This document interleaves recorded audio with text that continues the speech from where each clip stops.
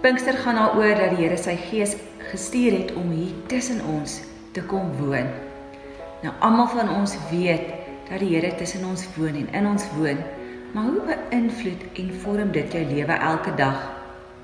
Hierdie jaar is ons tema vir ons Pinksterreeks My Lewensbeker en ons gaan die metafoor van 'n koppie of 'n beker gebruik om bietjie te reflekteer oor hoe die Here ook in ons lewens werk.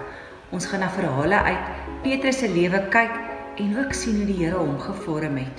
So wat vra ek van jou? Gaan krap so 'n bietjie daar in jou kas, jy en jou gesin, en kies 'n koppie of 'n beker of 'n glas wat iets van jou sê, want jy gaan die hele Pinksterreeks daardie koppie of beker langs jou sit en dit gebruik om ook op jou eie lewe te reflekteer.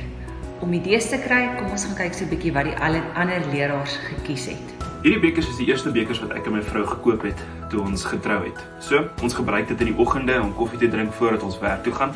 Ons gebruik dit in die aande wanneer ons dalk tee of weer koffie drink om mekaar 'n bietjie te vertel oor hoe ons dag was en wat ons alles aangevang het. En ons gebruik dit ook wanneer ons met mekaar deel oor hoe God in ons dag betrokke was.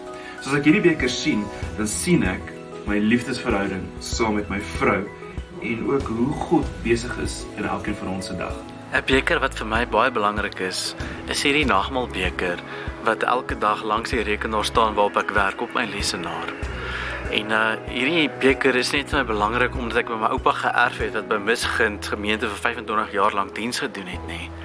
Maar hierdie beker is 'n nagmaalbeker wat my herinner dat Jesus saam met ons lei, dat Jesus saam met ons stap en dat Jesus vir ons is en vir my ook is.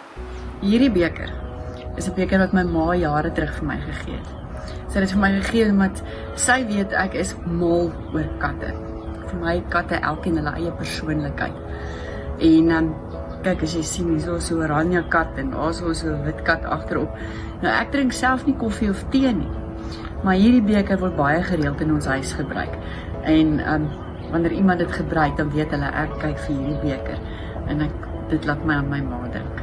Vriende, hierdie is nou nie 'n reuse koffiebeker nie. Maar ek het groot geword met Alfred Meeken, spesifiek die Hayrider. En daarom het hierdie koppie vir my spesiale betekenis. Dit lê vir my na in die hart. En vir hierdie Pinkster, en Pinkster is tog 'n geleentheid in die kerklike jaar wat 'n mens na in die hart lê. Daarom het ek vir hierdie Pinkster gekies om met hierdie koppie te werk. So stuur 'n bietjie vir ons 'n WhatsApp foto van die beker wat jy gekies het saam met 'n foto van jou en skryf 2 sinne onder aan die boodskap om bietjie te sê hoekom het jy daai beker gekies. En dan sien ek jou die 25ste Mei 7uur op ons YouTube en ons Facebook sosiale media channels en dan kan jy ook so inskakel by ons Pinksterreeks.